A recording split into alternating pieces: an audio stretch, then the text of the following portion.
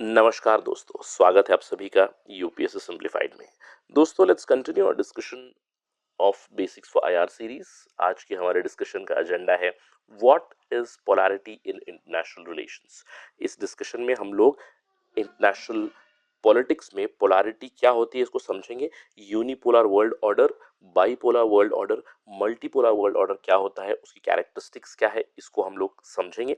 इस डिस्कशन के अंत में हम लोग एक बहुत ही जरूरी सवाल का जवाब देने की कोशिश करेंगे।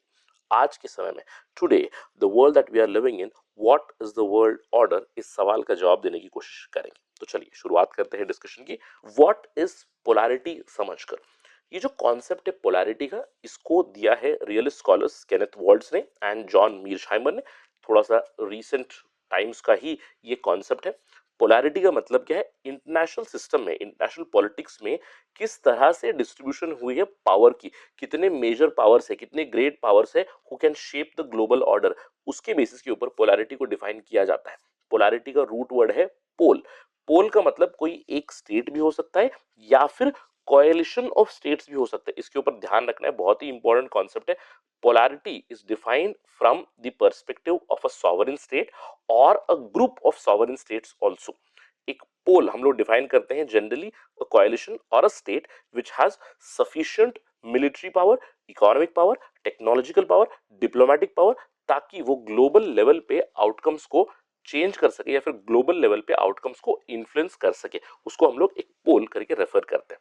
पोलैरिटी की स्टडी करना हमारे लिए क्यों जरूरी होता है, क्योंकि पोलैरिटी के कॉन्सेप्ट से हम लोग डिटरमाइन कर सकते हैं कि वर्ल्ड ऑर्डर स्टेबल होगा या अनस्टेबल होगा। पोलैरिटी के कॉन्सेप्ट को स्टडी करके हम लोग डिसाइफर कर सकते हैं कि किस तरह से अलायंसेस डेवलप हो रहे हैं, ग्लोबल लेवल पे गवर्नेंस के इंस्टीट्यूशंस कैसे चल रहे हैं, क्या आर्म्स रेस चल रही है, क्या कन्वेंशनल आर्म्स रेस चल रही है या फिर न्यूक्लियर आर्म्स रेस चल रही है, how different states behave in conflict, is there groupism during the conflict, what is this collective defense, what is this collective security। ये सब चीजें हम लोग पोलैरिटी की स्टडी करके डिफाइन कर सकते हैं, फिर एक्सप्लेन कर सकते हैं। साथ ही साथ पोलैरिटी का जो थ्योरी है, जो थीसिस है, ये हमें कोई भी स्टेट अपनी फॉरेन पॉलिसी किस तरह से डेवलप कर रहा है और किस तरह से वो एक्शंस ले रहा है, उसके बारे में बहुत सारी जानकारी बता सकता है। That is why understanding polarity is important. Global level पे पोलैरिटी को हम लोग क्लासिफाई करते हैं तीन कैटेगरीज में, यूनिपोलैरिटी, बाइपोलैरिटी और मल्टीपोलैरिटी। यूनिपोलैरिटी का मतलब क्या है, जहां पे एक सुपर पावर, एक स्टेट हो सकता है या फिर एक कोएलिशन ऑफ स्टेट हो सकता है जो डोमिनेट करता है वर्ल्ड लेवल पे। It has dominating military power. अपने रीजन में तो वो डोमिनेटिंग पावर है ही, लेकिन ग्लोबल स्तर पर वो इंपैक्ट कर सकता है। इकोनॉमिक पावर भी काफी है उस पर्टिकुलर स्टेट का या फिर ग्रुप का, टेक्नोलॉजिकल पावर भी ज्यादा है और ग्लोबल आउटकम्स को वो इन्फ्लुएंस कर सकता है। यूनिपोलैरिटी मतलब only one pole, that is a great super power और a group of countries which act as one. ठीक है, अब there is only one centre of power जिसको हम लोग हेजिमन कहते हैं, और hegemon will set the rules and norms at the international level. इसके अलावा हेजिमन की कंपटीशन में क्लोज कोई कॉम्पिटिटर आपको मिलेगा नहीं। दूसरे देश एस्पायर करेंगे कि हेजिमन के लेवल तक पहुंचे, लेकिन हेजिमन के पास इतनी ज्यादा ताकत होगी, हेजिमन के पास इतनी ज्यादा पावर है that it can thwart any attempts to compete with it और any attempts to challenge it. इसके अलावा ग्लोबल इंस्टीट्यूशन जो बने हुए हैं उसके ऊपर हेजिमन का इन्फ्लुएंस बहुत ज्यादा होगा, and hegemon can play a role not just in the regional level but anywhere in the world.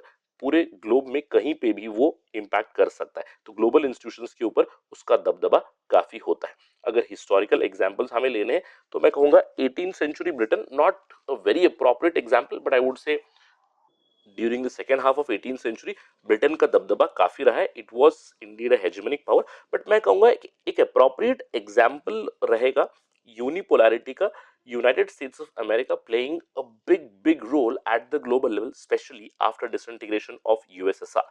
यानी कि कोल्ड वॉर के एरा के बाद मैं कहूंगा 1991 से लेकर 21st सेंचुरी में 2000, 2005, इवन 2010 तक भी मैं कह सकता हूँ यूनाइटेड स्टेट्स ऑफ अमेरिका का काफी दबदबा रहा है एट द ग्लोबल लेवल। अब सवाल उठता है कि यूनिपोलर वर्ल्ड ऑर्डर अगर है तो उस समय पे दूसरे स्टेट्स के पास ऑप्शन क्या है।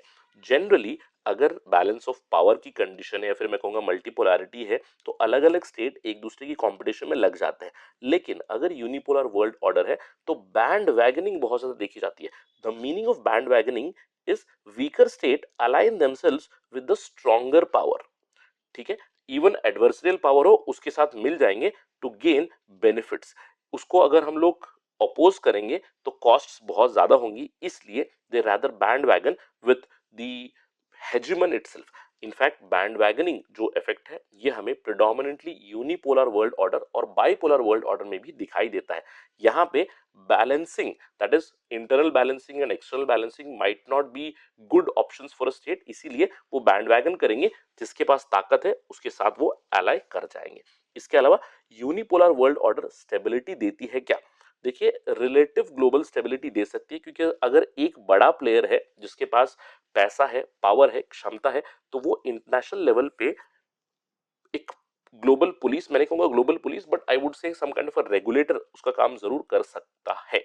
और ये हम लोगों ने देखा भी है, स्पेशली यूएसए का जो मैंने एग्जांपल दिया था। लेकिन इसका एक एक डिसएडवांटेज भी हो सकता है, जहां पे there might be a possibility of high handedness by hegemon, जिसको हम लोग मेगालोमेनिया कहते हैं।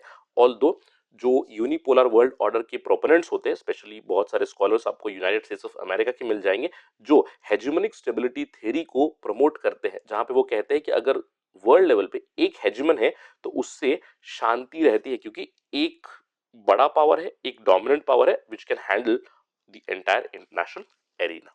ठीक है, that is the unipolar world order. Bipolarity का मतलब क्या है? जहां पे दो सुपर पावर्स है या फिर दो बड़े अलायंसेस है।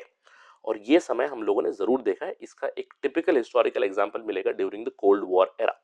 1945 से लेकर 1991 तक यूएसए वर्सेस यूएसएसआर, मैं कहूंगा USA block versus USSR block हम लोग कह सकते हैं।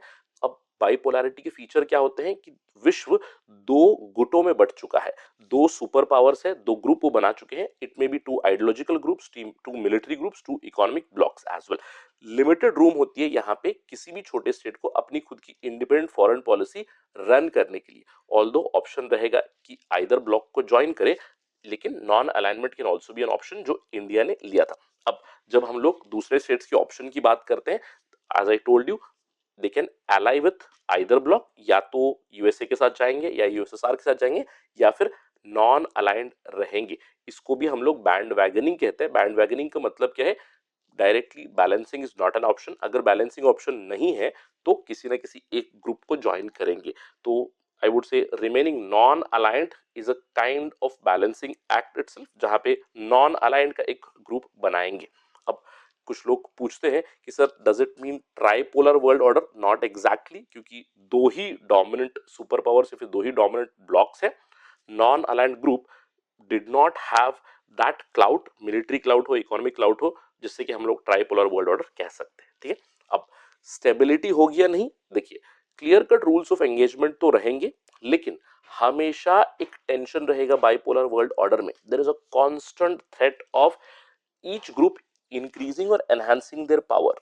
हम लोगों ने इस चीज को देखा है 1945 से लेकर 1991 तक, continuous development of arms, ammunitions, nuclear weapons बनने के बाद तो वो म्यूचुअली अश्योर्ड डिस्ट्रक्शन का मॉडल भी आ चुका है, जहां पे कोई एक ब्लॉक विजेता नहीं बन सकता है आउटराइटली। तो इसका मतलब क्या है? कॉन्स्टेंटली टेंशन रहेगा। अब क्लियर रूल्स ऑफ एंगेजमेंट बनी हुई है, क्यों? क्योंकि न्यूक्लियर वेपन्स आ गई है, तो कोई भी आउटराइट विक्ट्री तो नहीं पा लेगा, लेकिन कहीं ना कहीं प्रॉक्सी वॉर जरूर दिख सकती है बाइपोलर वर्ल्ड ऑर्डर में। और ये हम लोगों ने देखा भी है, जिससे थर्ड वर्ल्ड काफी ज्यादा सफर हो चुका है। We have seen so many proxy wars. हम लोगों ने वियतनाम में देखा, क्यूबा में देखा, निकारागुआ में देखा, अफगानिस्तान में देखा। At many places there have been these proxy wars between the two blocs. ठीक है, बाइपोलर के अलावा वी हैव मल्टीपोलैरिटी। अब मल्टीपोलैरिटी का मतलब है जहां पे तीन या फिर तीन से भी ज्यादा मेजर पावर्स है जिनकी पावर कंपेरेबल है। तो सेवरल पावर्स यहां पे रहेंगे। इसका की फीचर क्या है? सेवरल पावर्स रहेंगे और फ्लूइड अलायंसेस बन सकते हैं। कोई पक्का अलायंस नहीं बनेगा, इशू बेस्ड कोएलिशन जरूर बन सकते हैं अलग अलग गुटों के बीच। और यहाँ पे रीजनल पावर्स होंगे रादर देन ग्लोबल पावर्स, यानी कि कोई एक कंट्री ऐसा नहीं होगा जो ग्लोबल लेवल पे अपना दबदबा दिखा सकता है। अगर आपको हिस्टोरिकल एग्जांपल इसका चाहिए तो मैं कहूंगा वर्ल्ड वॉर से पहले जो यूरोप था वहां पे जब Britain was not completely powerful, या फिर 2000 के बाद जो 21st सेंचुरी में वर्ल्ड ऑर्डर है that is complex multipolarity order itself, जहां पे कोई एक हेजिमोनिक पावर है हम ये नहीं कह सकते। यूनाइटेड स्टेट्स ऑफ अमेरिका 1991 से लेकर मैं कहूंगा at the beginning of 21st century तक वो एक हेजिमन का दर्जा उसके पास था, लेकिन कहीं ना कहीं उसका पावर डिक्लाइन हो रहा है। China is rising, China is now the revisionist power, US wants to maintain status quo, but there are other emerging powers as well. European Union एक गुट बन चुका है, India is rising, Russia is rising, और Russia is again, it has become resurgent again, तो बहुत सारे middle powers आ रहे हैं।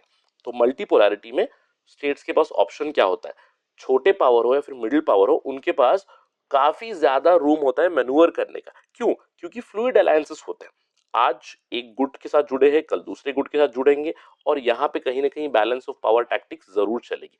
And the entire multipolar world order runs on diplomacy.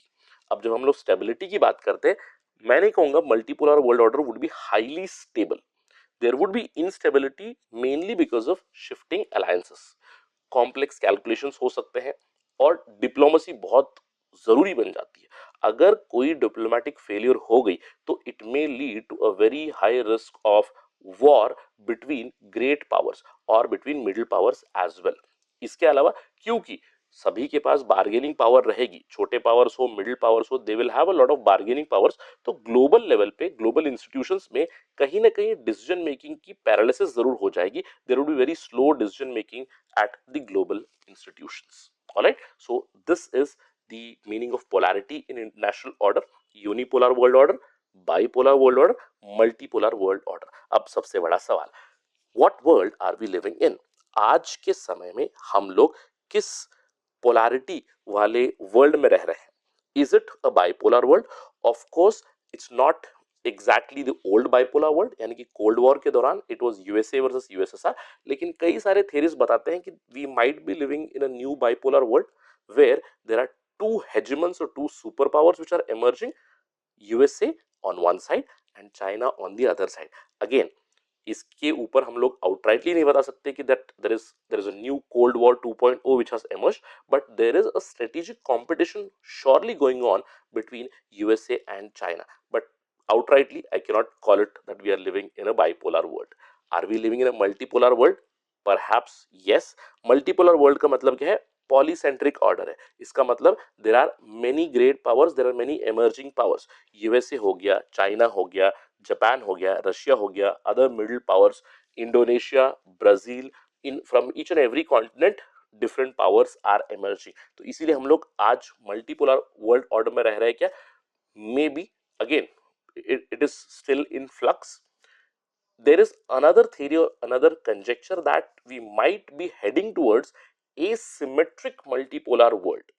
Again, this is not a pure definitional term, लेकिन asymmetric multipolar world का मतलब क्या है कि विश्व में केवल दो सुपर पावर नहीं है, लेकिन अब विश्व में अलग अलग ग्रेट पावर्स आपको मिलेंगे शायद आगे चल के। अभी फिलहाल you have two great powers, you have USA and China, but there are certain countries which are heading towards becoming great. European Union as a model, Russia as a nation, India as a nation, and other countries are heading towards becoming great power, and some other emerging middle powers are also coming up, especially like Indonesia, you have Brazil, you have Australia, you have South Africa. So different countries are coming up and playing a bigger role. So some scholars suggest that we might be living in asymmetric multipolar world order.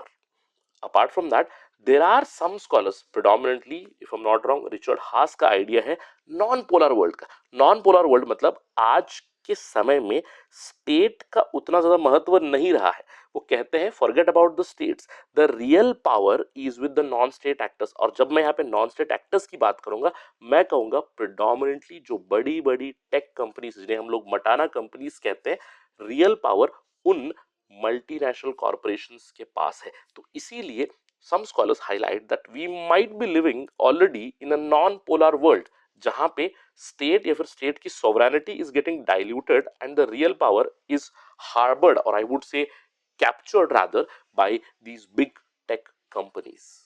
Only time will tell whether we are concretely living in one of these areas, but there is a broad consensus among many foreign policy analysts that we are indeed heading towards a multipolar world order, or we may be already living in a multipolar world order. I would leave you with this question to answer. To let me know कि आपकी क्या सोच है, आपको क्या लगता है हम लोग किस पोलैरिटी वाले वर्ल्ड ऑर्डर में रह रहे हैं अभी फिलहाल. Do let me know in the comment section. With that note let me conclude the discussion. Thank you very much for watching this. अगर आपको कोई भी सवाल हो, कोई भी डाउट हो, please reach out to me on these IDs @rahulsai222 मेरा इंस्टाग्राम आईडी है. मेरा नंबर भी यहाँ पे आपको दिया गया है. You can reach here. Do not call directly, please drop a text first. Apart from that, if you have liked this video, please hit the like button, share the video, comment on these videos, and also subscribe to the channel UPSC Simplified. Thank you again. Jai Hind.